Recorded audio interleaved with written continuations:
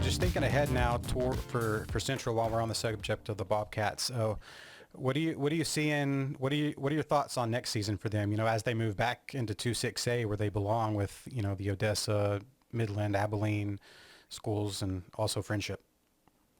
Right. Well, the Bobcats were really young this past season, so they're not losing a lot of seniors to graduation. They got a lot of underclassmen who got their feet wet, and they've got some really outstanding kids coming up from the JV and freshman team this season that are going to make names for themselves.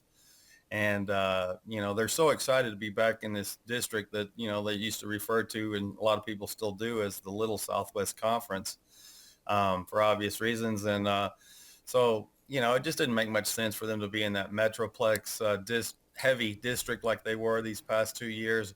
But at the same time, that toughened them up. I mean, playing teams like Trinity, getting back, it's almost like, size-wise, almost like playing a college team, Yeah. how big those guys are.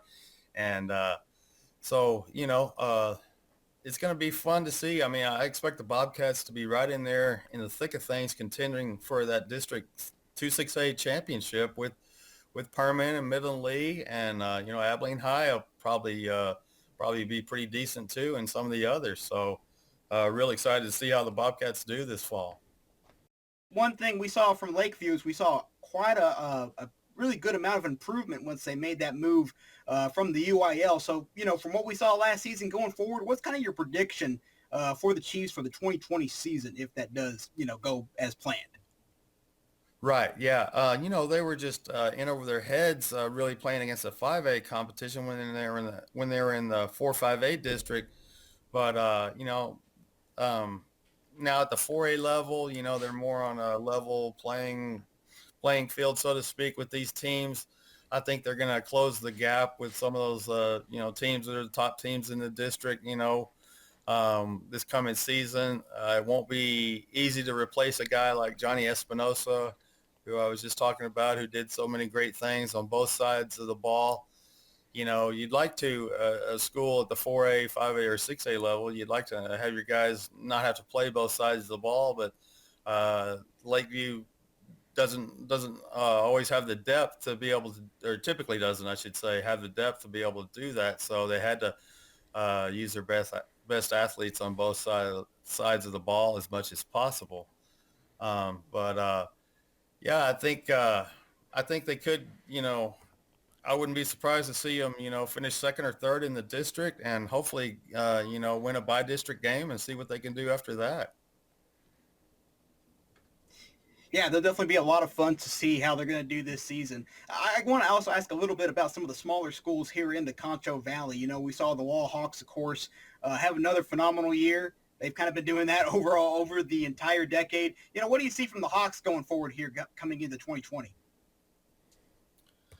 It'll be interesting to see because, their quarterback has graduated, and some other good seniors that they're losing. So I just think the program is so well established, just kind of like at Central or Mason, some of these teams that they don't ever really rebuild, they just kind of reload.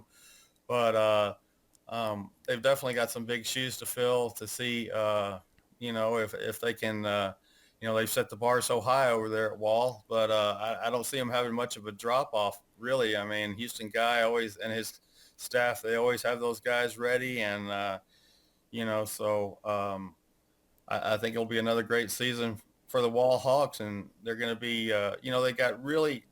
they got a lot of injuries last year that really hurt them there. Obviously, the quarterback got hurt and wasn't able to, finish the season for them. And, you know, um, so I think they're poised for some big things again, but it's going to be, again, it's going to be hard to replace some of those seniors, but hopefully they have some guys from the JV level that can plug in there and do just fine. Yeah, Hawks are You know, always Drew exciting Moore. to watch. Yeah, I was going to I'm sorry, say go ahead. Drew Morrison. Drew Morrison. Having the linebacker having to take over at quarterback last year. Now I believe, if I'm thinking correctly, he was a junior, so um, it'll be interesting to see if he takes over at quarterback or if he stays at linebacker, or what happens there. Yeah, that quarterback situation is going to be fun to see for the Hawks. Of course, on the last couple of shows, we've been talking a little bit about a lot of the coaching changes going on out at Miles and, of course, at Eldorado. So looking at these two schools, who, of course, will probably square off again this season, what are you seeing from those two teams, and how are they going to have to adapt with, two brand new head coaches in their area?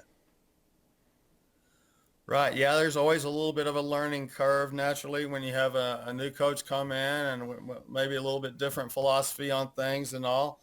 Um, I think, at